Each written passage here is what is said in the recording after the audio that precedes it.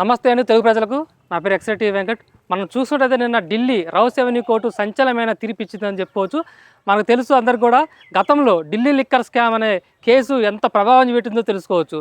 అప్పట్లో ఉన్నటువంటి ఢిల్లీ సీఎం కేజ్రీవాల్తో సహా బీఆర్ఎస్లో గవర్నమెంట్ ఆ రోజుల్లో ఉన్నటువంటి సీఎం కేసీఆర్ కూతురు కవితగా కూడా అరెస్ట్ కావడం మనకు తెలిసిందే.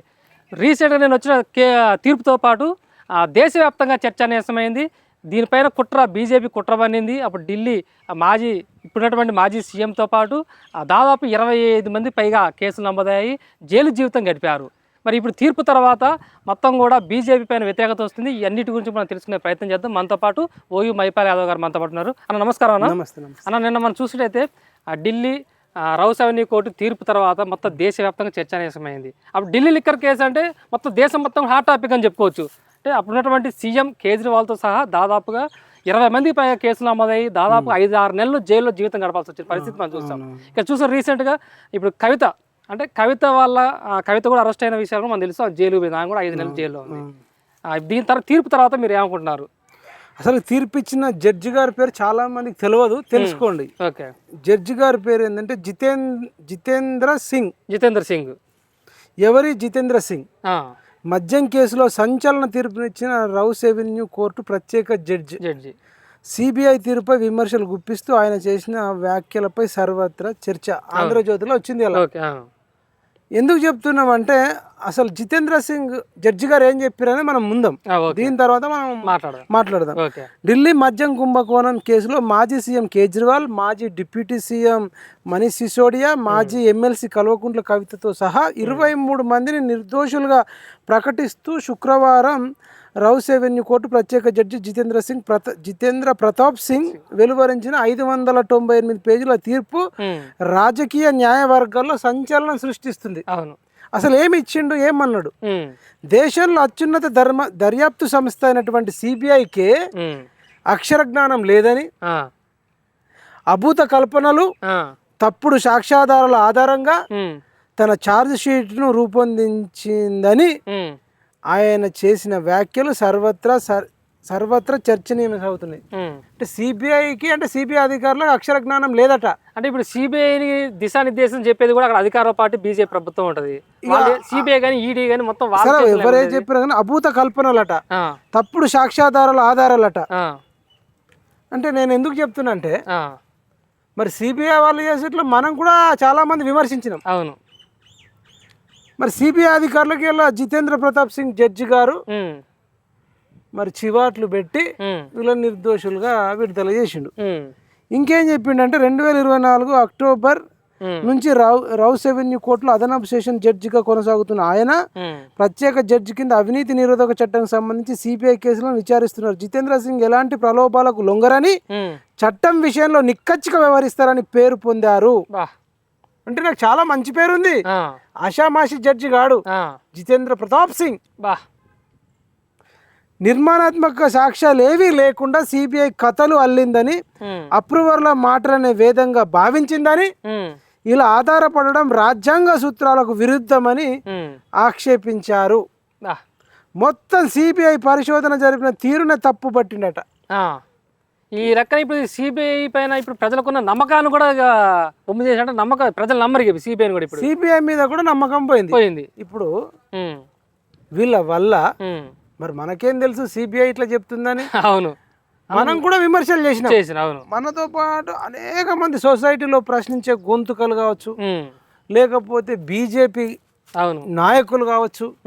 బండి సంజయ్ గారు అయితే ఇంకా విపరీతమైన మాటలు. అవును, నిజం అనుకోని ఆయన చెప్పిండు. మరి బండి సంజయ్ గారు అసలు విమర్శలు అంటే ఒక ఆషామాషి విమర్శలు కాదుగా.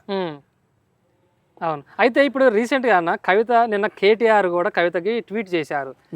దీనిపైన అంటే నిజాయితీ పరులు ఉన్నందుకు, ఆ తీర్పు వచ్చినందుకు అభినందిస్తూ కూడా ఏదైతే గతంలో వీళ్ళు చేసేటువంటి ఆరోపణలు, ఈ ఢిల్లీ లిక్కర్ స్కామ్, దీనివల్లే ప్రభుత్వం పడిపోవడానికి బీఆర్ఎస్ పార్టీ పతనం కావడానికి కారణం కూడా కవితను అరెస్ట్ చేయడమే, జైలు పంపించడం కారణం అని చెప్పి కూడా ఆయన చెప్పుకొచ్చాడు.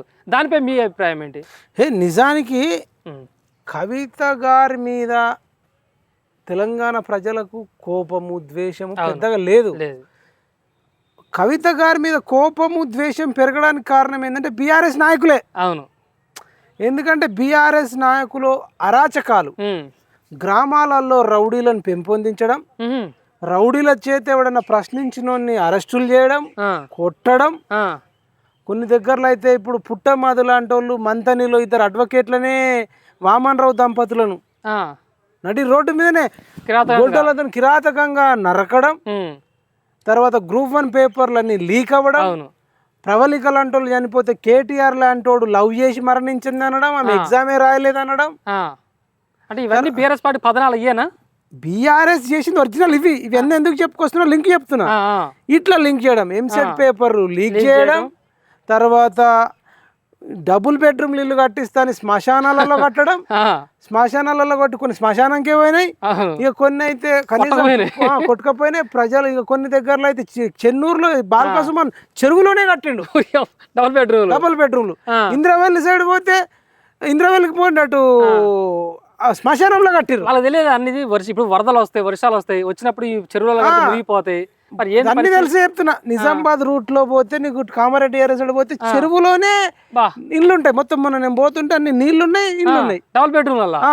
మనం అప్పుడు మునుగోడు ఉప ఎన్నికప్పుడు పోయినప్పుడు కూడా కొన్ని ఇట్లా సర్వేల సైడ్ ఊరు సైడ్ సంస్థ నారాయణపూర్ నుంచి అటు పోతే అవి అసలు ఎవరికి డబుల్ బెడ్రూమ్ ఇల్లు ఇవ్వాలి, అట్లనే ఉండిపోయినాయి. ఇవన్నీ ఎందుకు చెప్పుకొస్తున్నా అంటే ఈ బీఆర్ఎస్ వాళ్ళు డబుల్ బెడ్రూమ్లు ఇస్తాను ఇవ్వకపోవడము, తర్వాత చాలా అంటే ఉద్యోగ ఖాళీలు అన్ని నింపుతాని 2 లక్షల ఉద్యోగాల వరకు అట్లనే ఖాళీలు ఉంచి త్వరలో రేపు మాపు అని ఇండ్లు కట్టియకపోవడం, వీళ్ళ నియంతృత్వం, వీళ్ళ అహంకారం, మంత్రులను గెలవకపోవడం, ఎమ్మెల్యేలను గెలవకపోవడం, ఈ ఎమ్మెల్యేలు మంత్రులు చేసి అరాచకాలను అడ్డుకట్ట వేయకపోవడం, ఇవన్నీ కారణాలే.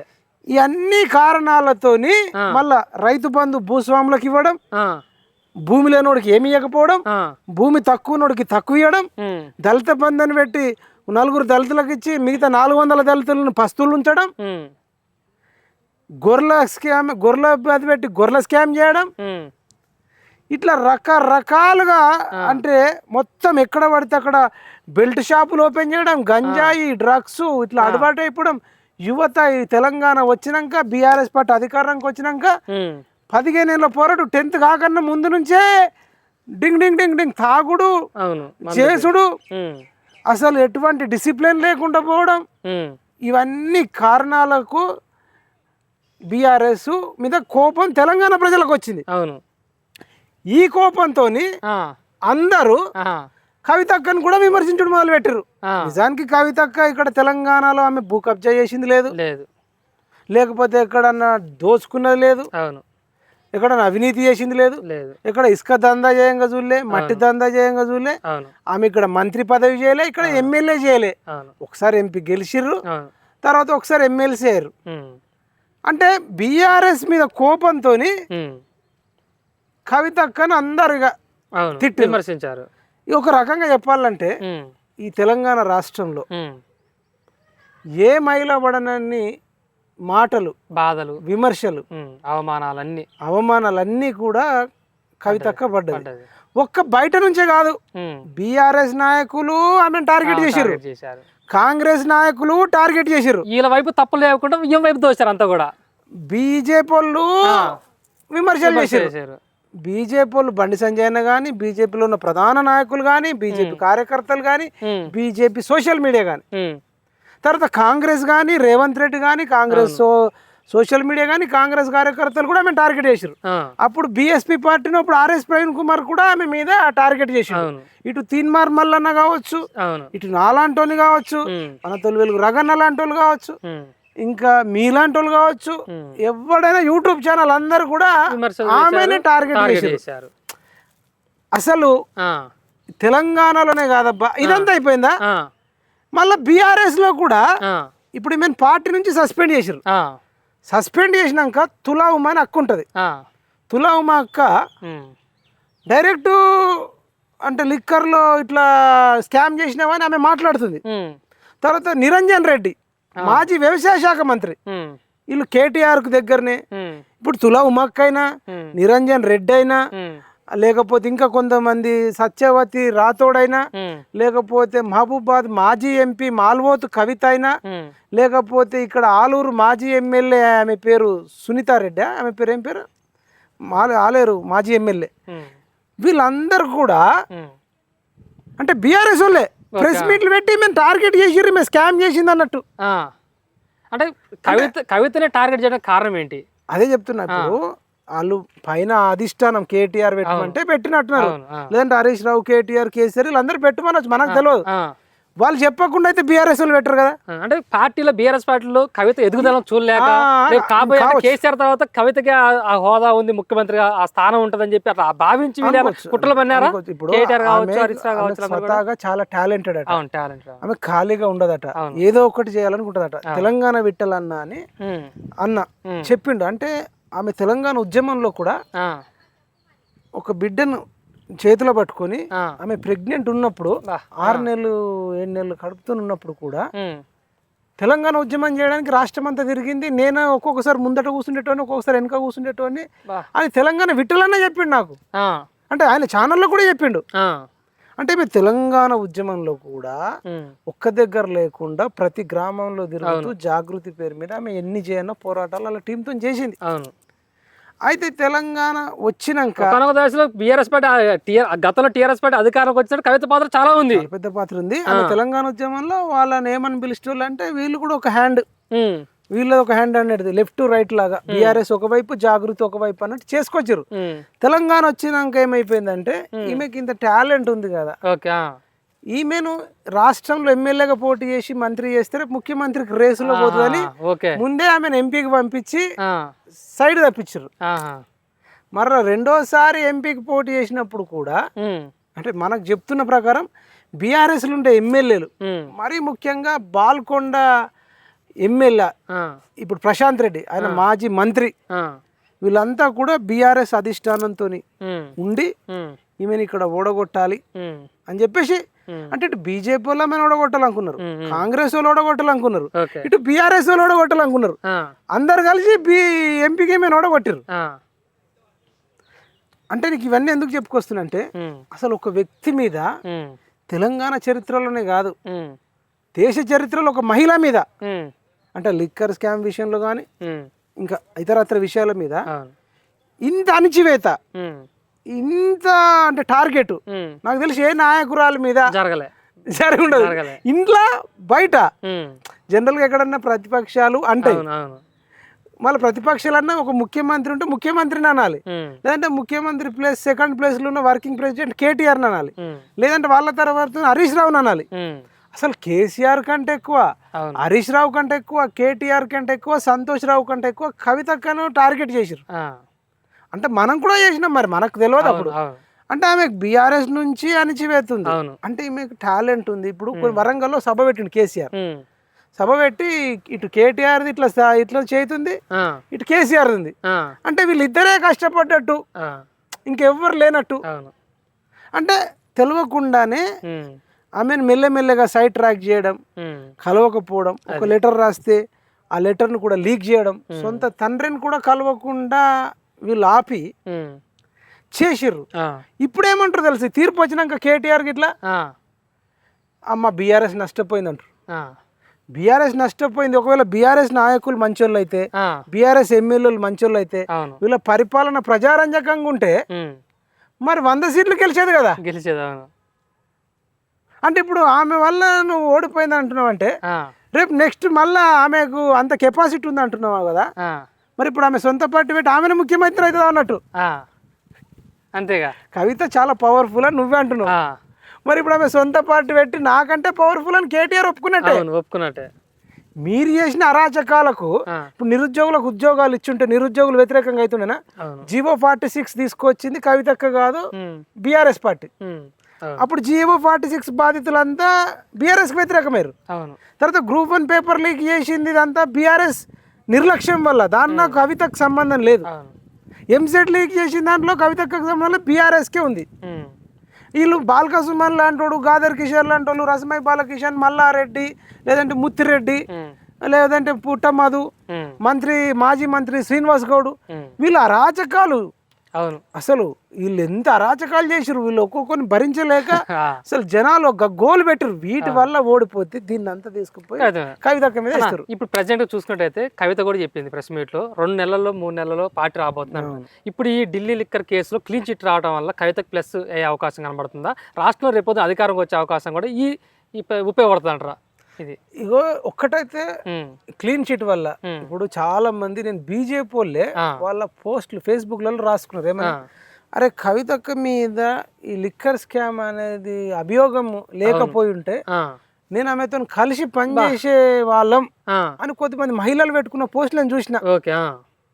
నేను షాక్ అయిపోయినా. అంటే ఈమె కంటిన్యూగా ఇటు బీఆర్ఎస్ మీద ఇటు కాంగ్రెస్ మీద. అవును. ఇలా రామచంద్రరావు కన్నా కూడా అసలు బీజేపీ అధ్యక్షుడు ఎవరో తెలియదు ఇప్పుడు. బీజేపీ అధ్యక్షుడు నువ్వు కొన్ని గురుకులాలలో గానీ లేకపోతే కొన్ని స్కూళ్ళల్లో గానీ 10th హై స్కూల్ ఉన్న వాళ్ళు దాంట్లో గానీ లేకపోతే కూడా యూత్ లో గానీ ఊర్లలో అటు ఆసిఫాబాద్ ఇందిరాబాద్ సైడ్ పోతే బీజేపీ రాష్ట్ర అధ్యక్షుడు అంటే చాలా మంది తెలియదు, ఎవరు తెలియదు. కానీ ఇప్పుడు కవిత కంటే తెలుసు రాష్ట్రం మొత్తం తెలుసు. ఇప్పుడు ఆమె ఆసిఫాబాద్ పోతుంది, ఒక ఆడ ఆమె అయ్యి లేడీస్ కి అనేక సమస్యలు ఉంటాయి. మగాళ్ళ కంటే లేడీస్ కు చాలా సమస్యలు ఉంటాయి, ఆరోగ్య సమస్యలు ఉంటాయి, అనేక సమస్యలు ఉంటాయి. అట్లాంటిది ఆమె పొద్దున లేచి నుంచి ఇన్ని అభియోగాలున్నా వాళ్ళు బీఆర్ఎస్ పార్టీ నుంచి సస్పెండ్ చేసినా మంచిర్యాల పోతుంది ఆమె, ఆసిఫాబాద్ పోతుంది, ఇటు ఖమ్మం పోతుంది, ఇటు నల్గొండ పోతుంది, ఇటు నిజామాబాద్ పోతుంది, కామారెడ్డి పోతుంది. ఇప్పుడు రాష్ట్రం నాకు తెలిసి కవిత తిరిగినట్టు ఎవరు తిరగట్లే. అసలు ఎక్కడ ఏ సమస్య ఉంటే అక్కడ ఒక గంజాయిల సౌమ్య అని ఒక లేడీ కానిస్టేబుల్ ఎక్సైజ్ కానిస్టేబుల్ ని గంజాయి మూటలు కొడితే ఆమె మాట్లాడింది. తర్వాత ఆమెకు కోట్ల రూపాయలు వచ్చేటట్టు వాళ్ళ కుటుంబానికి వచ్చేటట్టు పోరాటం చేసింది. మొన్నటికి మొన్న బ్యాక్లాగ్ పోస్టుల గురించి గవర్నమెంట్ లో ఉన్న కొద్దిమంది ఉద్యోగులు బ్యాక్లాగ్ పోస్టులను బ్యాక్ డోర్లు అమ్ముకుంటారు అనేది ఆమె ఒక వీడియో రిలీజ్ చేస్తే ఇలా 100 జాబులు అక్రమంగా అమ్మేటన్నీ ఆగిపోయినాయి. మరి దీని మీద రామచంద్రరావు మాట్లాడలే, కేటీఆర్ మాట్లాడలే, హరీష్ రావు మాట్లాడలే. అట్లనే జనం బాట అని చెప్పి వాళ్ళు జాగృతి జనం బాట అని చెప్పి వాళ్ళు ప్రజలలోకి పోతున్నారు. ఇప్పటిదాకా కేటీఆర్ అట్లాంటి బాట ఏం పట్టలే, ఇంటి బాటే. నిన్న కోదండరెడ్డి అని ఆయన రైతు సమన్వయ కమిటీ చైర్మన్ కోదండరెడ్డి గద్వాల్లోకి సంబంధించి కానీ తెలంగాణకు సంబంధించిన రైతుల సమస్యలు తీసుకెళ్లి ఇట్లున్నాయి సమస్యలు అని చెప్పి ఆమె వినతి పత్రం ఇస్తుంది. వినతి పత్రాలు ఇచ్చే దగ్గర వినతి పత్రాలు ఇస్తుంది. అదే నాగర్ కర్నూలు ఇష్యూలో కూడా డీజీపీ గారిని ఆ బాధితులను తీసుకెళ్లి పసిబిడ్డకు సంబంధించిన వాళ్ళ అమ్మను తీసుకెళ్లి డీజీపీ గారిని కల్పించింది. ఇప్పుడు కేటీఆర్ కూడా మీరు నాగర్ కర్నూలు పర్యటన వేయండు, ఖమ్మం భూదాన భూముల దగ్గర కూడా వేయండు. కేటీఆర్ ఏమంటాడు మీరు విన్నారో ఈ వార్త? ఆ ఖమ్మం భూదాన భూముల దగ్గర పోయి ఆయన ఏమంటున్నాడంటే కేసీఆర్ చెప్పి పంపించాడు మాకు రాబోయే ప్రభుత్వం మందే, వచ్చిన తర్వాత మీకు ఏదైతే ఇప్పుడు ఇల్లు కోల్పోయారో భూములు కోల్పోయారో ఇక్కడ మీకు ఇల్లు కట్టిస్తామని చెప్పి అంటాడు కేటీఆర్. మళ్ళీ అధికారంలోకి వస్తుంది మంది మీకు వచ్చిన తర్వాత చెప్తా. దానిపై మీ అభిప్రాయం ఏంటి? ఇప్పుడు భూదాన్ భూములు ఖమ్మంకి వెళ్ళిండు, అయితే అది ఎవరు చెప్పాలి? ఒక బీజేపీ అధ్యక్షుడు లేదంటే కల్వకుంట్ల కవితనో లేదంటే తీన్మార్ మల్లన్ననో ఇంకెవరో కొత్త వేరే పార్టీ వాళ్ళు చెప్పాలి. కేసీఆర్ కాదు, బీఆర్ఎస్ కి చెప్పడానికి అర్హత లేదు అంటున్నా. ఎందుకని? ఆల్రెడీ వాళ్ళు 9.5 సంవత్సరాలు అధికారులు ఉన్నారు. 2014 నుంచి జూన్ 2, 2014 నుంచి మొన్న 2023 వరకు అధికారంలో ఉన్నారు. మరి ఉన్నప్పుడు అసలు ఇప్పుడు మళ్ళీ 3 ఏళ్ళకి మేము వచ్చినాక మేము ఇక్కడ ఇదే ప్లేస్ ఇల్లు కట్టిస్తామంటున్నావు కదా, మరి ఇన్ని రోజులు గాడిద పనులు తోమినావా? అంటే ఇన్ని రోజులు గాడిద పనులు తోమినావా? ఎందుకని అంటే ఇన్ని రోజులు పీకనీకి పోయినావా అని ప్రజలు అంటారు. అసలు అధికారం ఉన్నప్పుడే కట్టేయలేవు. నువ్వు అధికారంలో ఉన్నప్పుడే కట్టించి కరెంట్ కనెక్షన్ వాటర్ కనెక్షన్ అన్ని ఇచ్చి లీగలైజ్ చేస్తే ఇలాగ సమస్య ఎందుకు వచ్చేది? అవును, వచ్చేది కాదు. నీకు 9.5 సంవత్సరాలు ఫుల్ ఫ్లెడ్జ్డ్గా ఇచ్చినాక మీరు ఎందుకు కట్టలేదు? ఇంకా మళ్ళీ కేసీఆర్ చెప్పినట్టున్నావు. మరి ఇదే కేసీఆర్ 9.5 ఏళ్ళ నుంచి చెప్పలేదా? నువ్వు లీగల్ గా అన్ని చేసి ఉంటే ఇవన్నీ సమస్యలు ఎందుకు వచ్చేది? ఇవన్నీ ఎన్నికల ప్రభుత్వంలో ఆయన ముఖ్యమంత్రి అప్పుడు కేసీఆర్ ఎందుకు ప్రశ్న అని నేనంటే అందరు అంటారు. మరి రేపు ప్రభుత్వం అయితే చేత అన్నాడు అధికారం రావడం అంటే వీళ్ళు ఓడిపోయి అవతల కూలగొట్టేదాకా కట్టరు అన్నట్టు. అంతేనా? ఏదైనా అంతేనా? ఏదైనా అంతే. అట్లా తెలంగాణ ప్రజలరా కేసీఆర్ నిజం కేటీఆర్ చెప్పిండు ఆ మాట అసలు ఆయన చెప్పిండో లేదో. నేను అనేది ఏంటంటే వీళ్ళు బీఆర్ఎస్ వాళ్ళు అయితే ద్వేషంతో కాంగ్రెస్ ని విమర్శించినట్లున్నాయి చాలా. అవును, కానీ ప్రేమతో లేదు. ఆ, ప్రజలకు కొన్ని దగ్గరలో నష్టం జరుగుతుంటే దాన్ని ప్రేమపూర్వకంగా అర్థమయ్యేటట్టు ప్రజల మీద ప్రేమతో చెప్పినట్టు లేదు, ఉమ్, అది కాంగ్రెస్ మీద ద్వేషంతో చెప్పినట్టు, అవును. అక్కస్తో చెప్పినట్టుంది. దానివల్ల కేటీఆర్ మాటలు, హరీష్ రావు మాటలు, కేసీఆర్ మాటలు పట్టించుకుంటలే. ఇప్పుడు నమ్మట్లేరా కేటీఆర్ మాటలు? నిన్న ఖమ్మం కాడు పోయినప్పుడు నమ్ముతలే. ఎవరు అదే నమ్మట్లేరా? అదే కల్వకుంట్ల కవితను నమ్ముతున్నారు. ఆహా, ఓకే. ఆమె ద్వేషంతో చెప్పినట్టు లేదు. ఆ, కొన్నిసార్లు రిక్వెస్ట్ చేసే దగ్గర రిక్వెస్ట్ చేస్తుంది, వినతి పత్రాలు ఇచ్చే దగ్గర వినతి పత్రాలు ఇస్తుంది, ఉమ్, ఉమ్, కొన్ని దగ్గరలో జనం బాట అంటుంది, అవును. కొన్ని దగ్గరలో వీడియోలు రిలీజ్ చేస్తుంది. ఆ. ఆమె ఏదైనా ఉన్నది ఉన్నట్టు చెప్పడానికి ట్రై చేస్తుంది. కేటీఆర్ మాటల కంటే కవిత మాటకి ఎక్కువ విలువనిస్తున్నారు తెలంగాణ ప్రజలు, ఆ మాట నమ్ముతున్నారు. ఆయన కేటీఆర్ ఏంటంటే అయ్యో అధికారం పోయింది అన్నట్టు చెప్పినట్టుంది. ఆ, ఈయన ఏంటంటే కొంచెం ప్రజలకు అన్యాయం జరుగుతుంది, కొంచెం న్యాయం చేయండి ఆ, అనే లైన్ లో చెప్తున్నట్టు యాక్సెప్ట్ చేస్తుంది. ఇది నేనంటలే, ఆ, కోదండరెడ్డి అని ఉమ్, రైతు ఒక సమన్వయ కమిటీ చైర్మనే ఉమ్, నిజంగా ప్రధాన ప్రతిపక్ష పార్టీ కల్వకుంట్ల కవితనే ఆ. నిర్వహిస్తుంది అని చెప్తుండు. నేనంటలే, రాష్ట్ర ఎవరు ప్రశ్నించట్లే ఇక ప్రభుత్వాన్ని కానీ సరైన ప్రతిపక్ష పాత్ర ఈమెనే వహిస్తుంది అంటుండు. నేనంటలే, కాంగ్రెస్ లో చెప్తారు. ఇప్పుడు రామచంద్రరావు కన్నా కేసీఆర్ కన్నా ఇప్పుడు బీజేపీ రాష్ట్ర అధ్యక్షుడు ఎవరు? రామచంద్రరావు. బీఆర్ఎస్ రాష్ట్ర అధ్యక్షుడు ఎవరు? కేసీఆర్. ఇప్పుడు ఈ కేసీఆర్ కన్నా రామచంద్రరావు కన్నా కల్వకుంట్ల కవిత కంటేనే ఆ టాపిక్ అయిపోయింది. ఆమె కేసీఆర్ ఏమో అసలు వాయిస్ ఇస్తలేడు, రామచంద్రరావు అయితే మాట్లాడింది ఎవరికి రీచ్ అయితే లేదు. అవును, అసలు మనం ఇంత మాట్లాడుతుంది కూడా ఆయనకు రీచ్ అయితే. మీరు అన్నట్టు బీజేపీ రాష్ట్ర అధ్యక్షుడిని మార్చాల్సిన టైం వచ్చిందంటారా? రాష్ట్ర ప్రజలు గుర్తించాలంటున్నారు. వాళ్ళు మార్చుకుంటే మార్చుకోని, లేకపోతే మనం ఏం చేస్తాం ఇప్పుడు? వాళ్ళకు ఇప్పుడు పార్టీ నష్టం కదా అట్లుంటే. మరి మీరేం జూబ్లీహిల్స్ లో డిపాజిట్ రాలే, మున్సిపల్ ఎన్నికల్లో అంటే సమర్థమైన నాయకులు లేరా బీజేపీలో? రాష్ట్ర అధ్యక్షుడి పదవి తీసుకొని అంత ముందుకు తీసుకునే నాయకులు ఎవరు లేరా? ఆయననే టాప్ అనుకుంటారు. ఇప్పుడు కపిల్ దేవ్ ఉన్నాడు అండి, 1983లో భారతదేశానికి క్రికెట్ లో వరల్డ్ కప్ రావడానికి ఆయన క్యాప్టెన్ ఉపయోగపడ్డది. ఆయనకు మంచి పేరుంది. ఇప్పుడు ఆయన తీసుకొచ్చి T20లో క్యాప్టెన్ చేస్తే ఎట్లా? వయసు అయిపోయింది. మరి రామచంద్రరావు అని ఆడతాడా? ఇప్పుడు రామచంద్రరావు అని ఆడతాడా? ఇప్పుడు తీసుకొచ్చి పెట్టుడేంది? ఆయన వయసులో ఉన్నప్పుడు ఎందుకు ఇలా ప్రెసిడెంట్? ఆయన వయసులో ఉన్నప్పుడు ఆయనకి ఇయ్యలే. అవును, ఆయనకు 30 ఏళ్ళు ఉన్నప్పుడు ఇయ్యలే, 40 ఏళ్ళు ఉన్నప్పుడు ఇయ్యలే, 50 ఏళ్ళు ఉన్నప్పుడు ఇయ్యలే, 60 ఏళ్ళు ఉన్నప్పుడు ఇయ్యలే. 70 ఏళ్ళు దాటిన తర్వాత రామచంద్రరావు PCC తీసుకొని ఇస్తురంటే ఇప్పుడు మీ అభిప్రాయం ప్రకారం ఇప్పుడు బీజేపీ అంటే బీజేపీ పార్టీ పుంజుకోవాలన్నా సరే, పార్టీ మీద నమ్మకం రావాలన్నా సరే, ఎవరికి అధ్యక్ష పదవి ఇస్తే బీజేపీ కొద్దిగా బెటర్ అయ్యే అవకాశం ఉంది తెలంగాణ రాష్ట్రంలో? ఉన్న దాంట్లో ఎమ్మెల్యేలు కావచ్చు. నేను అదే చెప్తున్నా, అసలు వాళ్ళ యాటిట్యూడే చక్కగా లేదంటే బీజేపీ ఎవరు లేరా నాయకులు నాయకులలో, అధిష్టాన నాయకులలో వాళ్ళ యాటిట్యూడే ఈ వ్యవస్థలో ఉండే యూత్. బీజేపీ అంటే పడిచేసేటోళ్ళు చాలా మంది ఉన్నారు. అవును, వాళ్ళు ఎవరిని కూడా వీళ్ళు అప్రోచ్ అయ్యి కనీసం మా పార్టీలో మీరు చేరండి, లేదంటే మా పార్టీకి సేవ చేయండి, హిందుత్వ ఐడియాలజీతో కూడా ఎంతో మంది ఉన్నారు. బీజేపీ అంటే కోసుకునేటోళ్ళు ఉన్నారు, వాళ్ళనే పట్టించుకోరంటే. అంటే పార్టీ ఒక ఆయన పాపం చచ్చిపోయినట్టు ఊరేసుకొని ఎవరు కౌన్సిలర్ పోటీ చేసిన ఆయన అంటే వాళ్ళు ఓదార్చడానికి కూడా ఎవరు ఓట్లేదు అసలు ముందు. చచ్చిపోయిండు అంటే మీద ఎవరు నమ్మకం లేకనే కదా చచ్చిపోయిండు. ఇప్పుడు వాకిట శ్రీహరి బెదిరించిండు అని చెప్తున్నారు. ఆయన నారాయణపేట సైడ్ ఎక్కడ అయితే, నారాయణపేట కాదు అదే అక్కడ అంటే, అయితే వాకిట శ్రీహరి బెదిరించిండు అని చెప్పి ఆయన బెదిరిస్తేనే చచ్చిపోయిండు అంటే బీజేపీ వాళ్ళు ఎవరు నమ్మకం ఇస్తలేరు అన్నట్టే కదా. మళ్ళీ ఆయన కోటీశ్వరుడు అట. ఇక ఏం చెప్తావు? ఆయన ఒక ఎస్టీ బంజారా బిడ్డ, దేవయ్య అనుకుంటా. అరే ఆయన 50 ఏళ్ళ పైన ఉంటది, ఆయన ఊరేసుకొని చచ్చిపోయిండు అంటే అంటే కాంగ్రెస్ వాళ్ళు వేధిస్తురని. అంటే బీజేపీలో నమ్మకం కలిగించేటోడు ఉన్నాడా? నమ్మకం కలిగిస్తే బతికేటోళ్ళు. 50 రోజులు బీజేపీ మాదే అధికారం అంటారు. మరి ముందు చచ్చిపోయేటోళ్ళని కాపాడుకోరు అంటున్నా నేను. ముందు కార్యకర్తలకు కానీ సోషల్ మీడియాకి కానీ చిన్న లీడర్లకు ఫస్ట్ భరోసా ఇవ్వండి. కాంగ్రెస్ గట్టి పోటీ వాళ్ళు 8 గెలుచుకుని, మేము 8 గెలుచుకున్నాం ఎంపీలు అంటున్నారు. బీఆర్ఎస్ 0. అవును, ఎంపీలో వీళ్ళు గెలుచుకోలే, వీళ్ళ పర్ఫార్మెన్స్ కాదు. హిందుత్వం అనేది కొంత బలపడము. నరేంద్ర మోడీని చూసి ఓటేసి ఎక్కువ చూసి ఓటేలే, కిషన్ రెడ్డినో లేకపోతే వీళ్ళని చూసి ఓటేలే. అంటే వీళ్ళకి కొంచెం ఉంది కానీ, వీళ్ళకి కొంచెం ఉంది కానీ గెలిచేంత లేదు. మనం చెప్తలే నరేంద్ర మోడీని చూసి గెలిచినామని వాళ్ళే అంటారు. అంటే నరేంద్ర మోడీని చూసి వేసిరని వాళ్ళే అంటారు. కానీ ఇప్పుడు తెలంగాణ రాష్ట్రం చూసుకున్నట్టయితే ఇప్పుడు ఉన్నటువంటి పరిపాలన మీరు గమనిస్తున్నారు, చూస్తున్నారు. రేవంత్ రెడ్డి పరిపాలన చూస్తున్నారు. ఇప్పుడు ఈ మంత్రుల సవరణ ఏమైనా ఉందా లేదా, మరి అసెంబ్లీ సమావేశాలు రాబోతున్నాయి, విస్తరణ ఏమైనా జరిగే అవకాశం ఉందా, లేదా కొత్త మంత్రికి ఏమైనా అవకాశం వచ్చే అవకాశం అసలు ఉందా? ఇప్పుడు ఉన్న మంత్రులు ఏమన్నా పక్కన పెట్టి ఆ ప్లేస్లో భర్తీ చేసే అవకాశాలు ఏమైనా కనబడుతున్నాయా?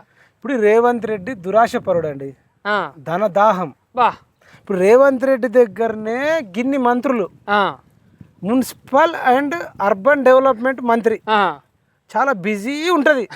ఇక్కడ మున్సిపల్లో అర్బన్లో డెవలప్మెంట్కి సంబంధించి ఎవరన్నా ఇండ్లు కట్టుకోవాలి అన్నా, లేకపోతే ఏమన్నా వెంచర్లకు పర్మిషన్లు ఇవ్వాలన్నా, లేక రకరకాల మున్సిపల్కి సంబంధించిన పనులన్నిటి, కట్టడాలకు సంబంధించి, బిల్డింగ్ గురించి ఇవన్నిటికీ చాలా బిజీ. డెవలప్మెంట్ ఒక్కడికే ఇస్తే ఆయన కూడా టైం సరిపోతుంది తినడానికి. అవును, ఒక్క మంత్రి పదవి ఉంటేనే, ఒక మున్సిపల్ అర్బన్ డెవలప్మెంట్ ఉంటేనే ఒక మంత్రి ఉంటే టైం సరిపోదు. అప్పుడు కేటీఆర్ కూడా దానికి చేసిండుగా, 24 గంటలు చేసేది. ఈ రేసు ఆ రేసు అని అది ఓకే, ఆయన మీద ఆయన ఉన్నాయి, అవి వేరు. అవును, జనరల్ గా చెప్తున్నా, ఒక్క మంత్రి పదవి ఉంటేనే 24 గంటలు టైం ఉండదు. నువ్వు ఇప్పుడు ఏదైనా మంత్రికి ఫోన్ చేయడం లేపుతానన్నాడు, లేపరు. నువ్వు పొంగిలేటికి లేపడు, బట్టి విక్రమార్కకి చేయి లేపాడు. ఒక మంత్రి పదవి ఉన్నాడే ఫోన్ లిఫ్ట్ చేయడు, అంత బిజీ ఉంటారు. అవును, అట్లాంటిది నా మున్సిపల్ అండ్ అర్బన్ డెవలప్మెంట్ ఒకట. తర్వాత అన్నిటికంటే కీలకమైన శాఖ హోంశాఖ మంత్రి.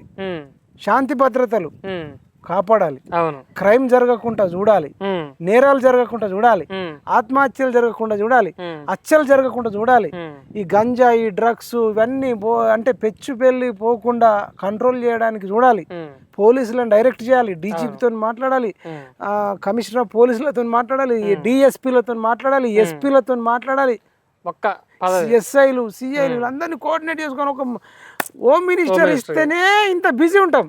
అట్లాంటిది హోమ్ మినిస్టర్ మొత్తం ఉంచుకున్నాడు, మున్సిపల్ అండ్ అర్బన్ ఉంచుకున్నాడు, అన్నిటికి మంది విద్యాశాఖ. ఇప్పుడు నిరుద్యోగులు మాకు ఉద్యోగాలు వేయాలి అని నిరుద్యోగం ఇప్పుడు విద్యాశాఖలో కానీ ఇంకే శాఖలో కానీ అడుగుదామంటే, ఎడ్యుకేషన్ కి సంబంధించి ఏదైనా చెప్దామంటే కూడా కాలేజీల పరిస్థితులు బాగాలేదు. అన్ని వ్యవస్థ నిరుద్యోగులు కలవాలనుకుంటే ఎవరిని కలవన్నో సూర్య నమస్కారం చేస్తారు, దండం పెడుతురు. ప్రధాన ప్రతిపక్ష నాయక కేసీఆర్ ఏమో ఫామ్ హౌస్ లో దండం పెడుతుండు. రామచంద్రరావు అయితే ఉన్నట్టు లేనట్టు నాకు తెలియదు. కేటీఆర్ కూడా దీన్ని పట్టించుకోవాలి. నాకు తెలిసి కేటీఆర్ ఎందుకు ప్రశ్నించట్లేదు? మీరు ప్రశ్నిస్తున్నారు, ఒక్కడికి 4 మంత్రి పదవులు అని చెప్పి. వీళ్ళు ఎవరు కూడా ఇప్పటిదాకా రామచంద్రరావు ప్రశ్నించలేదు, కేటీఆర్ ప్రశ్నించలే, హరీష్ రావు ప్రశ్నించలే. నాకు తెలిసి రేవంత్ రెడ్డితోని రామచంద్రరావు గాని, కేటీఆర్ గాని, హరీష్ రావు గాని వీళ్ళంతా కుమ్మక్కైపోయారు అనుమానం వస్తుంది. ఎందుకంటే విద్యాశాఖ మంత్రి ఉంచుకున్నాడు, గురుకులాల 100 మంది చనిపోయినారు, అస్వస్థతకు గురయ్యారు 100 మంది, ఫుడ్ పాయిజన్ అయిన వాళ్ళు ఉన్నారు, అనేక మంది ఉరేసుకున్న వాళ్ళు ఉన్నారు, కొద్దిమంది బిల్డింగ్ కి వెళ్తూ చచ్చిపోయారు, కొన్ని దగ్గరలో రేపులైనా అంటారు, కొన్ని దగ్గరలో కిడ్నాప్లైనా బానిస పడేసాడు మనం చూసినాం. ఇన్ని జరుగుతున్నా విద్యాశాఖ మంత్రి ఈయన దగ్గరనే పెట్టుకున్నాడు, అసమర్థుడు, టైం ఇస్తలేడు అని ఒక్క కేటీఆర్ కానీ, హరీష్ రావు కానీ, రామచంద్రరావు కానీ విమర్శించిర్రా? ఎవరు విమర్శిస్తలేరు ప్రతిపక్ష నాయకులు. మరి దీన్ని బట్టి మనం అర్థం చేసుకోవాల్సింది ఏంటంటే ముఖ్యమంత్రి కూడా ఆయన దగ్గర ఉంది, ముఖ్యమంత్రి పదవి కూడా. అబ్బా సిగ్గుపోతే చెప్పుకుంటే 4 మంత్రి పదవులా? అసలు ప్రధాన ప్రతిపక్ష పార్టీలు ప్రశ్నిస్తలే. అసలు తెలంగాణ తిరుగుబాటు, తెలంగాణ ఉద్యమకారులు, తెలంగాణ అంటేనే అసలు ఇది అది అని అన్నారు కదా.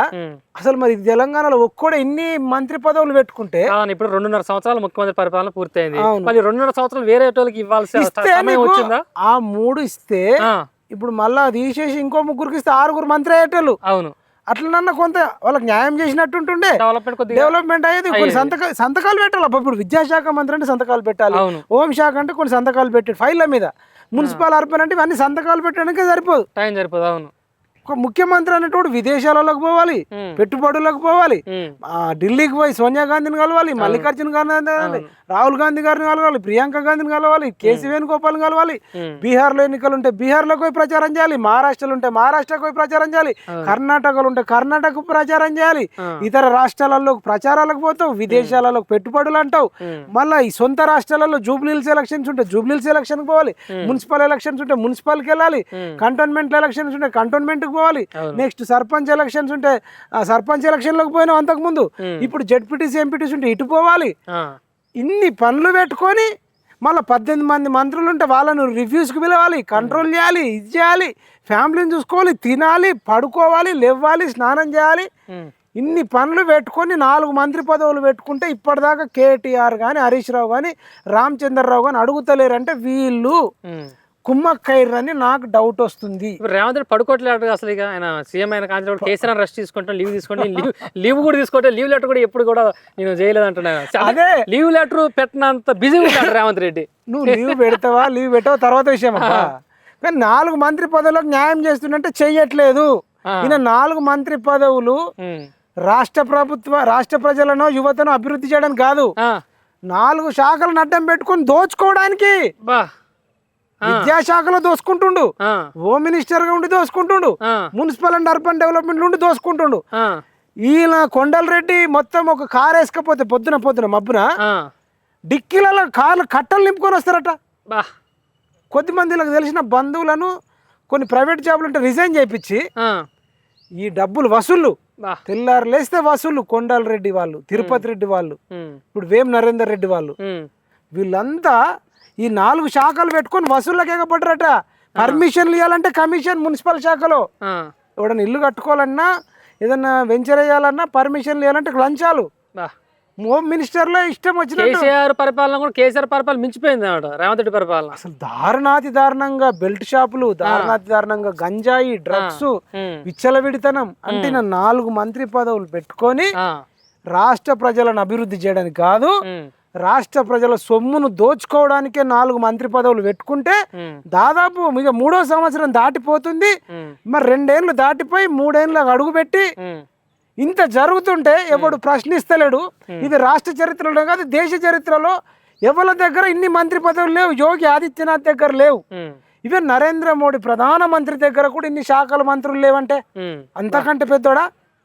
ఏ రాష్ట్రంలో ఏ ముఖ్యమంత్రి దగ్గర లేనని ఉన్నాయి. నేను లాస్ట్కి ఏం చెప్పాలనుకుంటున్నంటే ప్రతిపక్షాలు ఫెయిల్ అయిపోయినాయి. కనీసం పబ్లిక్ బయటికి రావాలి. పబ్లిక్ ఫెయిల్ అయిపోతారు, వాళ్ళు అడుగుతలేరు. అవును, కనీసం యువత నేను యువతకు చెప్తున్నా, క్రికెట్ T20 అది వస్తుంది వరల్డ్ కప్, మన వాళ్ళు సూపర్ IPL కూడా వస్తుంది. T20 ఇప్పుడు T20 వరల్డ్ కప్ ఎక్కువ చూస్తారు. అవును, వీళ్ళు దేవుడికి మొక్కుతారు, దేవుడా నెక్స్ట్ వెస్టిండీస్ తోని భారత్ గెలవాలి, సెమీస్లోకి పోవాలి, మళ్ళీ సెమీస్లో పాకిస్తాన్ ఇంకొకరితో గెలవాలి, ఫైనల్కి పోవాలి. అందులో పాకిస్తాన్ వస్తే పాకిస్తాన్ మీద ఫైనల్ గెలవాలన్నట. అంటే కొందరు పోస్టులు పెడతారు, గుడి పోతున్నారు, కొబ్బరికాయ కొడుతారు, దండం పెడతారు, దండం పెడతారు. మొన్నటి దాకా సూర్యని అంటారు T20లో సూర్య అసలు శివం దుబేకి ఎందుకు ఇచ్చిండు 2వ ఓవర్, ఫస్ట్ ఓవర్లోనే 26 రన్లు కొట్టి 6 బాళ్ళల్లో.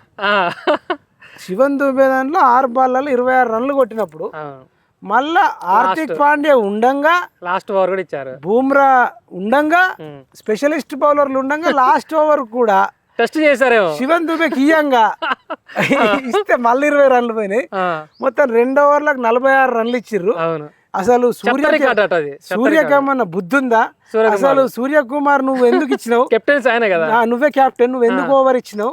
టెస్టింగ్ చేసి ఎట్లా గెలుస్తాం, ఎందుకు ఓవర్ ఇచ్చినావు? వాళ్ళకి ఇవ్వకుండా బుమ్రాకు ఇంకోళ్ళకు ఇచ్చుంటే మన నెట్ రన్ రేట్ పెరిగేది. రేపు పుష్కన వెస్టిండీస్ తోని ఈడెన్ గార్డెన్ లో కలకత్తాలో జరిగేటప్పుడు అది ఒక రకంగా క్వార్టర్ ఫైనల్ లాంటిది. పుష్కన వర్షం పడితే మన నెట్ రేట్ ఎంత తక్కువ ఉంది భారతదేశంది, వెస్టిండీస్ ఎక్కువ ఉంది. అప్పుడు వెస్టిండీస్ సెమీస్కి పోతుంది, భారత్ ఓడిపోతుంది అని మాట్లాడుతురు. లేకపోతే మొన్న సౌత్ ఆఫ్రికా మ్యాచ్లో ఫెయిల్ అయిపోయారు. అసలు సూర్యకుమార్ ఫెయిల్ అయిపోయిండు, రింకు సింగ్ ఫెయిల్ అయిపోయిండు, అభిషేక్ శర్మ 3 సార్లు డక్అవుట్ అయ్యిండు. అసలు అభిషేక్ శర్మని తీసేయండి, సంజు శాంసన్ ని తీసుకోండి. ఇంత మాట్లాడుతారు కదా, తిలక్ వర్మని తీసారంటారు. ఎందుకు చెప్తాను, గౌతమ్ గంభీర్ తిడుతురు. ఇంత మందిని తిట్టే ఓపిక ఉంది కానీ రేవంత్ రెడ్డిని తిట్టే ఓపిక లేదు. ఇప్పుడు వాళ్ళు ఎవరు గెలిచినా ఎవరు ఓడిపోయినా దట్ ఈస్ ఎంటర్టైన్మెంట్ గేమ్. అందులో గెలిపోవటం సహజం, కావాలని ఓడిపోరు. ఒకవేళ ఓడిపోయినా ఏం కాదు, గెలిచినా ఏం కాదు. గెలిస్తే సంతోషం, ఓడిపోయినా మనం చేసేదేం లేదు. సూర్యకుమార్ యాదవ్ ను విమర్శించేటందుకు ఓపికంది, అభిషేక్ శర్మను, తిలక్ వర్మను, గౌతమ్ గంభీర్ తిట్టే ఓపికంది. కానీ రేవంత్ రెడ్డిని మాత్రం 4 మంత్రి పదవులు ఎందుకు పెట్టుకున్నావు? హోం శాఖ నీకెందుకు రేవంత్ రెడ్డి? లేకపోతే మున్సిపల్ శాఖ నీకెందుకు? విద్యాశాఖ ఎందుకు? ముఖ్యమంత్రి ఎందుకు? నువ్వు ఇన్ని మంత్రి పదవులు పెట్టుకుని 7 ఫైన్లు పెండింగ్లు ఉన్నాయి, ఎక్కడికక్కడ అరాచకాలు జరుగుతున్నాయి, గంజాయి డ్రగ్స్ బెల్ట్ షాపులు వెళ్ళిపోతున్నాయి, చాలా దగ్గరలో విద్యార్థులు చచ్చిపోతున్నారు, నాగర్ కర్నూలు 2 ఏళ్ల పాపని తన్నీరు అంటున్నారు, అక్కడ అలజడి జరుగుతుంది. నువ్వు ఏది కంట్రోల్ చేయలేని ఒక అసమర్థుడివి, దోపిడి దొంగవు, దోసుక తింటున్నావని వీళ్ళు ఎందుకు అడుగుతలేరు? ఇప్పుడు మీరు అన్నది వాస్తవమే అన్న, వాళ్ళు ప్రశ్నించడానికి భయపడుతున్నారేమో. ఇప్పుడు అంటే సూర్యకుమార్ యాదవ్ వచ్చి అరెస్ట్ చేయడు. ఇప్పుడు ఇది రేవంత్ రెడ్డి తెలుగు వచ్చి తెలుగులో చెప్తారు, తిడితే భయపడతారు. ఇప్పుడు మన వాళ్ళు తెలుగులో తిడుతున్నారు, వాళ్ళకి హిందీ తెలుగు వచ్చే రాదని కాదు, వాడు తెలుగు అనేది తిట్టేటోళ్ళు ఎందుకను వాళ్ళు ఏమన్నారు కదా. అయితే ఇప్పుడు మీ దగ్గర మిమ్మల్ని ఒక అడగాలనుకున్నాను. ఇప్పుడు వాళ్ళు డైరెక్ట్ తిడితే భయపడుతున్నారు, కేసులు అయితే ఏమవుతున్నాయి. వాళ్ళు ఓటింగ్ ఇప్పుడు తెలంగాణ రాష్ట్రంలో 4 కోట్ల మంది ప్రజలు ఉన్నారు, 2 కోట్ల మంది అయినా సరే ఓటింగ్ పోల్ సిస్టమ్ మీరు తీసుకొచ్చే అవకాశం ఉందా? ఈ రేవంత్ రెడ్డి ముఖ్యమంత్రి పరిపాలన వేస్ట్ అని చెప్పి ఈయన మార్చాలని చెప్పి ఆయన పోలింగ్ మీరు ప్రజలకి విజ్ఞప్తి చేయదలుచున్నారా? ఒక పోల్కి మీ ఛానల్లో పిఎంఆర్ రేవంత్ రెడ్డిని అనడం కంటే ఫస్ట్ యువతనే అంటున్నా. యువతనే నేను ఇప్పుడు రేవంత్ రెడ్డి మీద పోల్ పెట్టను. నేను యువకులు ఇప్పటికైనా క్రికెట్ మీద ఉన్న సోయి అన్నా, నీకు క్రికెట్ గురించి ఏం తెలుసు అన్న, క్రికెట్ లో మజా ఉంటదని మీరు అనొచ్చు. నేను కూడా ఒకప్పుడు క్రికెట్ ఆడితే మజా, చూస్తే మజా ఉంటది.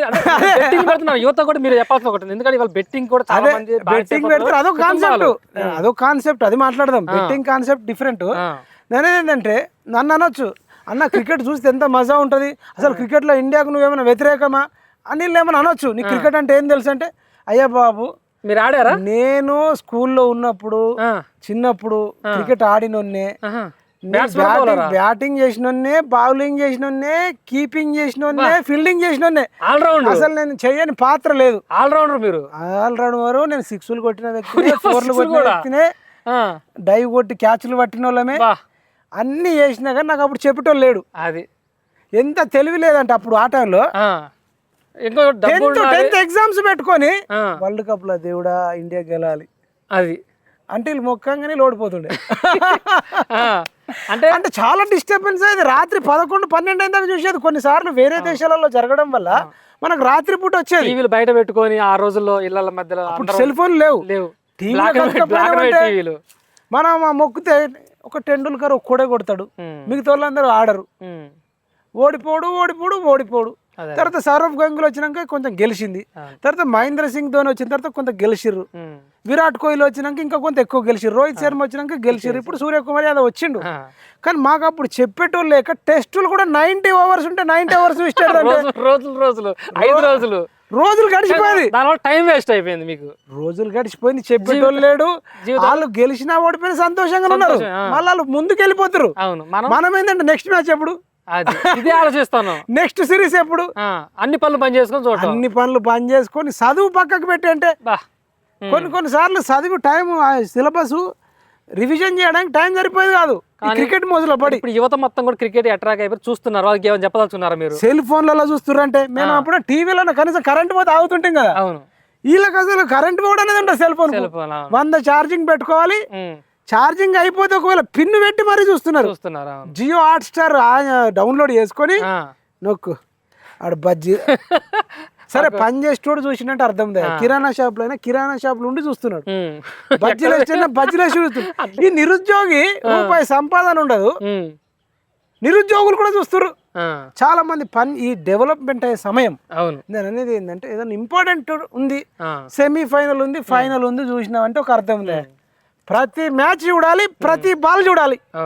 ఓడిపోతే బాధపడాలి, గెలిస్తే సంతోషపడాలి. అంటే ఇక మీరు కిరాయి కట్టడానికి డబ్బులు ఉండవు, డబ్బులు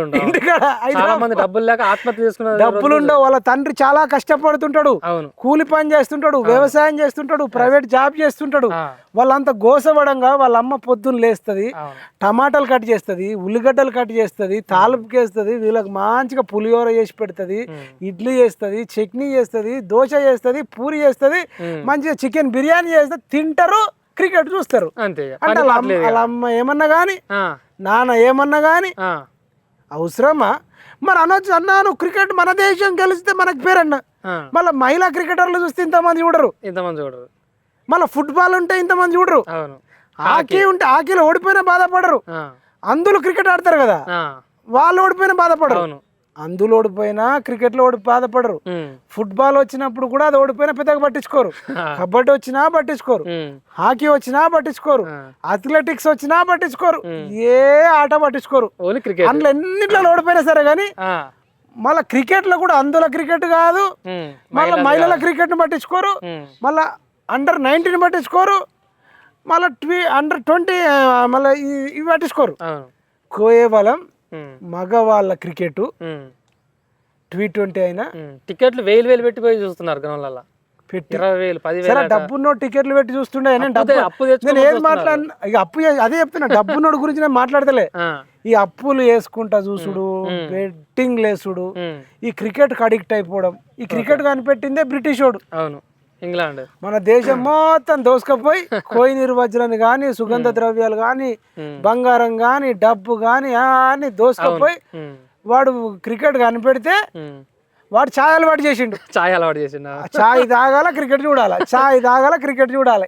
ఇదేనా అంటే మనం కూడా చేసిన వాళ్ళమే. వాళ్ళ దేశం నాశనం అయిపోయింది, అంత ఏం లేకుండా అయిపోయింది. మన నాశనం కానీ ఏమన్నా కానీ నేను అనేది ఏంటంటే మనం చేసిన తప్పులు. ఊరికి పొద్దున్న లేచి నుంచి ఛాయ్ తాగాలి, క్రికెట్ చూడాలి, ఛాయ్ తాగాలి, క్రికెట్ చూడాలి. నేను మారినా నాకు బుద్ధి వచ్చింది, నాకు తెలియలే, నాకు చెప్పేటోళ్ళు లేడు. నేను ఒక తమ్ముళ్ళకి చెప్తున్నా, కొద్దిమంది అన్నలకు కూడా చెప్తున్నా, ఆ క్రికెట్ ఈ రోజు నుంచి మారండి. మీరు సూర్యకుమార్ యాదవ్ ను కాదు, గౌతమ్ గంభీర్ ను కాదు, అభిషేక్ శర్మను కాదు, రేవంత్ రెడ్డిని చేసే తప్పుల మీద కొట్లాట చేయాలా. ఆయన 4 మంత్రి పదవుల మీద కొట్లాడాలా. మీకు దమ్ము ధైర్యం ఉంటే రేవంత్ రెడ్డి మంత్రి పదవులన్నీ వేరే వాళ్ళకు విస్తరించేదాకా వీలైతే రేవంత్ రెడ్డిని ముఖ్యమంత్రి పదవి నుంచి కూడా తీసేయాల సోనియా గాంధీ గారని మీరు ట్విట్టర్లలో, ఇన్స్టాగ్రామ్లలో, ఫేస్బుక్లలో, యూట్యూబ్లలో, వాట్సాప్లలో స్టేటస్లు పెట్టుకొని మారిపోవాలి. ఈ జిమ్ములు చేసే వాళ్ళకి చెప్తున్నా, కండలు పెంచుడు కాదు, మీ కండలు కొంత తక్కువ పెంచిన ఏం కాదు, జిమ్ గంట తక్కువ చేసిన ఏం కాదు, కానీ రేవంత్ రెడ్డి అంటూ 4 మంత్రి పదవులు పెట్టుకుంటే ప్రశ్నించడం మొదలు పెట్టండి. కండలు పెంచుతున్నారు, మరి ప్రశ్నించకపోతే కండలు ఎందుకు? నిన్ను ఎవడన్నా బెదిరిస్తే అడ్డుకోవడానికి నీ కండలు పనికి రాలా. నువ్వు అసలు ప్రశ్నించకపోతే ఇక నువ్వు ప్రశ్నించినప్పుడు నీ కండలు దేనికి ఉపయోగపడతాయి? బాడీ బిల్డర్ అటు పోతారు కొంతమంది. ఎటన్నా పోండి, ఇది మన రాష్ట్రము. ఒక్కడే 4 మంత్రి పదవులు పెట్టుకుంటే ఈ జిమ్ములకు పోయేటోళ్ళు, ఈ కండలు పెంచేటోళ్ళు, ఈ కండల వీరులు చెప్తున్నారు. ఈ నల్లమల పులి, మరి నల్లమల పులి మనుషుల మీద పడి దోసుక తింటే ఈ పులిని బోన్లన్నా వేయాలి, నల్లమల పులిని బోన్లన్నా పెట్టాలి, లేదంటే నల్లమల పులిని నల్లమల అడవులకన్నా పంపాలి. అప్పటిదాకా ఈ జిమ్ముకు పోయేటోళ్ళు, ఈ క్రికెట్ చూసేటోళ్ళు, లేదంటే టీవీ సీరియల్ చూసేటోళ్ళు, ఈ ఎంటర్టైన్మెంట్ సెల్ ఫోన్లు చూసేటోళ్ళు, వీడియో గేమ్లు ఆడేటోళ్ళు, వీళ్ళందరూ కూడా పోరాటం చేయాలి. మరి ముఖ్యంగా మహిళలు, అమ్మాయిలు కూడా ఈ రాజకీయాలు పట్టించుకోవాలి. ఈ రేవంత్ రెడ్డి దగ్గర ఉన్న 4 మంత్రి పదవులు వేరే వాళ్ళకి ఇచ్చేటట్టు చేయాలని నేను కోరుకుంటున్నాను. రైట్, ఇది మనం చూసాం కదా. ప్రజెంట్గా తెలంగాణ రాష్ట్రంలో రేవంత్ రెడ్డి సీఎం అయిన దగ్గర నుంచి కూడా ఆయన పరిపాలనలో చాలా అంటే ఆయన 4 పదవులు పెట్టుకొని ఉండటం కూడా ప్రజలందరూ తీవ్రంగా వ్యతిరేకిస్తున్నారు. ఇప్పటికైనా ఆయన పదవుల్ని పక్కన పెట్టి ప్రజలకు సేవ చేయాలి, లేదంటే మాత్రం ఆయన గద్దె దింపుతారు. అదేవిధంగా కవిత పైన ఏదైతే ఢిల్లీ లిక్కర్ స్కామ్ మీద వచ్చినట్టు క్లీన్ చిట్ పైన కూడా మైపాలన్న స్పందించారు. ఆమె ఇప్పుడున్నటువంటి తెలంగాణ రాష్ట్రంలో ప్రతిపక్ష పాత్ర పోషించే వ్యక్తుల్లో కవితే ముందుంది, ఆమె ప్రశ్నిస్తుంది. ఆమెకు తెలంగాణ ప్రజలందరూ కూడా అండగా ఉంటారని చెప్పడం జరుగుతుంది. చూద్దాం మరి. మైపాలన్న యువతకు కూడా ఒక పిలుపునిచ్చారు. మీరు ఇప్పుడు జరుగుతున్న T20 వరల్డ్ కప్ ఇవి చూడటం కాదు, మీరు యువత మొత్తం కూడా ప్రభుత్వం చేస్తున్న తప్పుల్ని ప్రశ్నించాలంటూ కూడా మైపాలన్న యువతకి పిలుపునివ్వడం జరిగింది.